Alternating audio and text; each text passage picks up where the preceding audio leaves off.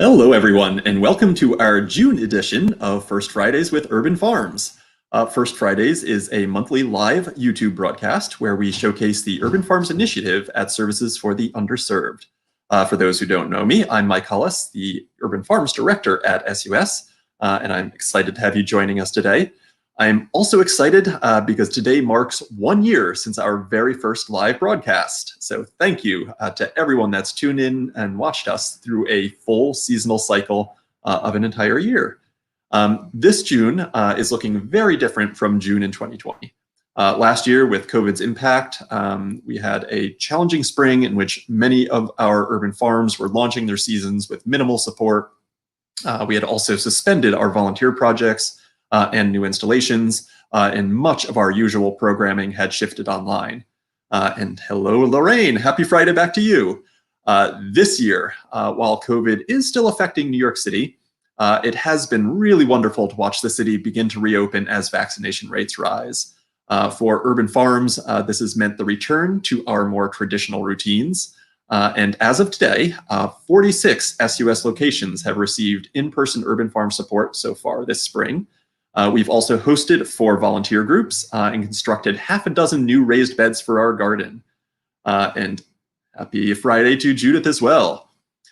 So for the start of today's program, we're actually going to be doing a little feature of some of the work we've done this spring as a celebration of our gardens, both old and new.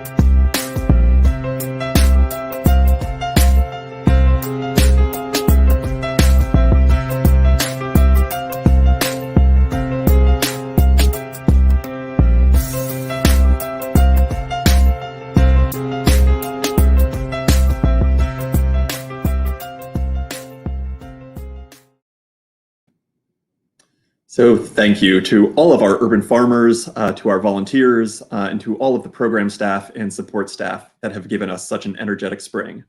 As you saw, our gardens come in all shapes and sizes, and I want to take a moment to highlight just a few of our locations.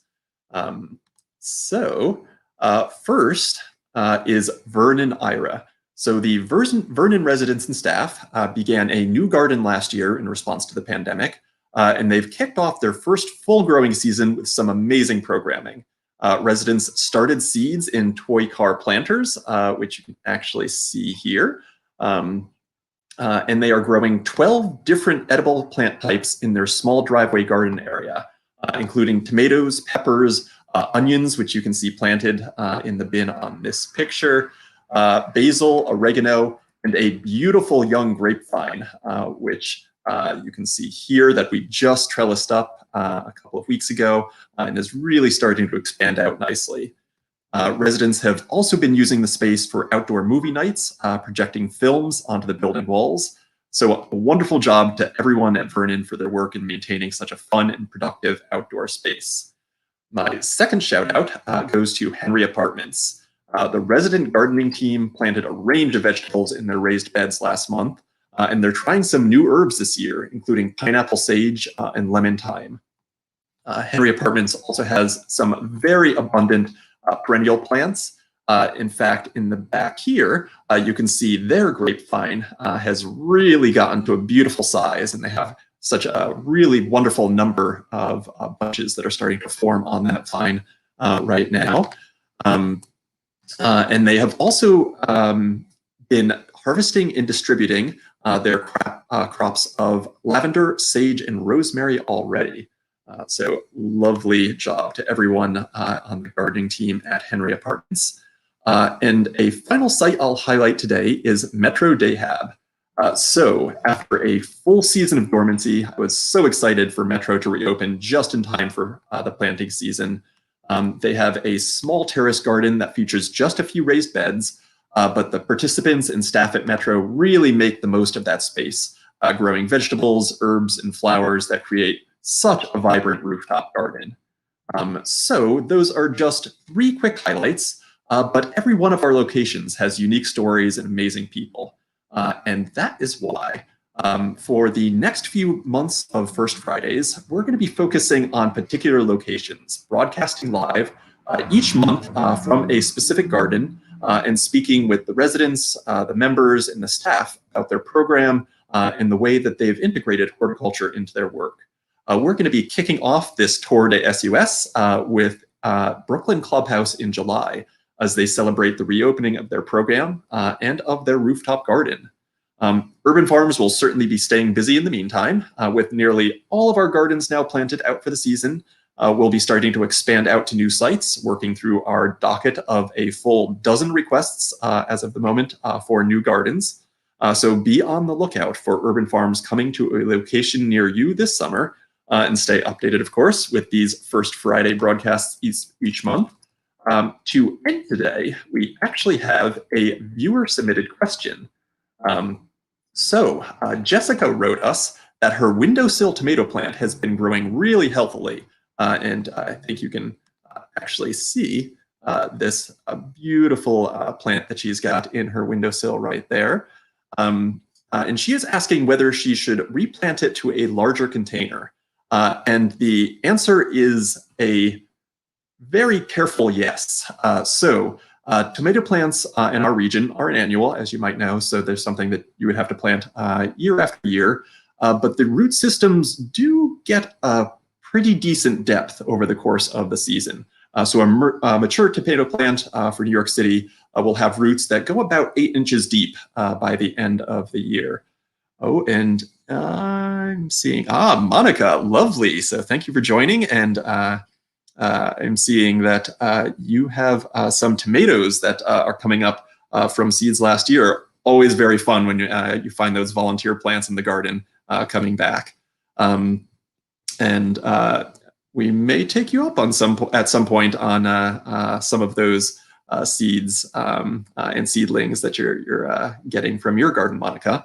But to Jessica, yes is the answer. So a pot that is at least 8 inches deep will allow the tomato plant to get to full maturity.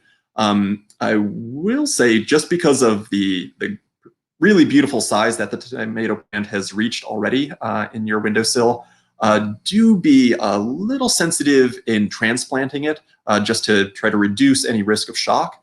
So if you can do the least you can in disturbing the roots as you kind of move it over to that new pot, try to get as much of that soil as you can. And if you can kind of take it all out in one plug and get that into the new pot, that would be ideal. And then just keep it really well watered for the first couple of days to let moisture kind of soak into the full new container and really kind of help the plant settle in and for those roots to expand out. And hello, Julio, thank you for joining today. So if you have a horticultural question, if you want your site featured in a future First Fridays as we kind of go out throughout the summer and early fall to many of our locations, or if you have photos, videos, or stories that you would like shared, don't hesitate to reach out to Urban Farms. We'd love to feature you in our upcoming broadcasts. For now, though, I hope that everyone is staying safe and well, and I look forward to seeing you all again next month. Thank you and take care.